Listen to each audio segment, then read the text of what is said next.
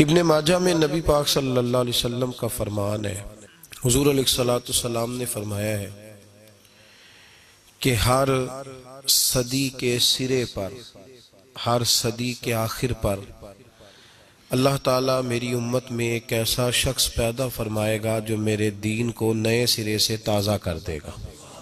اللہ کے محبوب علیہ السلام آخری نبی ہیں۔ حضور علیہ السلام کے بعد اب نبی کوئی نہیں آئے گا۔ اب علماء، اولیاء، صوفیاء یہ دین کا کام کریں گے، اور جو ہر صدی کے سرے پر شخص آئے گا اس کو مجدد کہتے ہیں، تجدید کرنے والے، دین کو نئے سرے سے زندہ کر دینے والے۔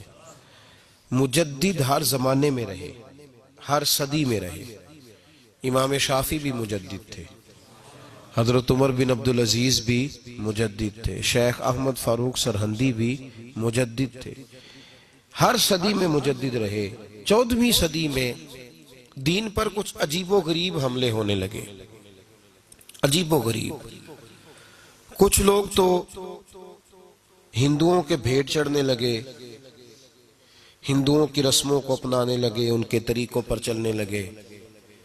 کچھ لیڈر جو تھے وہ ہندو مسلم اتحاد کا نعرہ لگانے لگے، بھائی بھائی کہنے لگے۔ اس کا نقصان یہ ہو رہا تھا کہ مسلمان اپنے عقائد و نظریات کو چھوڑ کر ہندوانہ رسمیں اختیار کرنے لگے تھے۔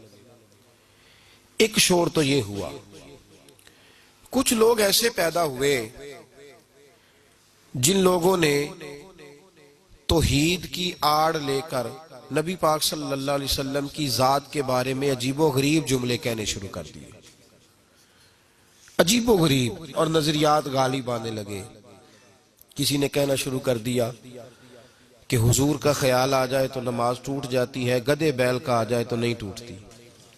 کسی نے کہا لاٹھی تو فائدہ دیتی ہے، محمد اور علی تو اتنا فائدہ بھی نہیں دیتے صلی اللہ علیہ وسلم۔ کسی نے یہ کہنا شروع کر دیا، یہ قابل توجہ باتیں ہیں، ان پر غور کریں، یہ کوئی معمولی بات تھوڑی ہے کہ اتنا بڑا جملہ کوئی کہہ جائے۔ ایک شخص نے یہاں تک لکھ دیا کہ جیسا علم حضور کو ایسا تو جانوروں پاگلوں سب کو حاصل ہے۔ اس حد تک لوگ چلے گئے، اس حد تک۔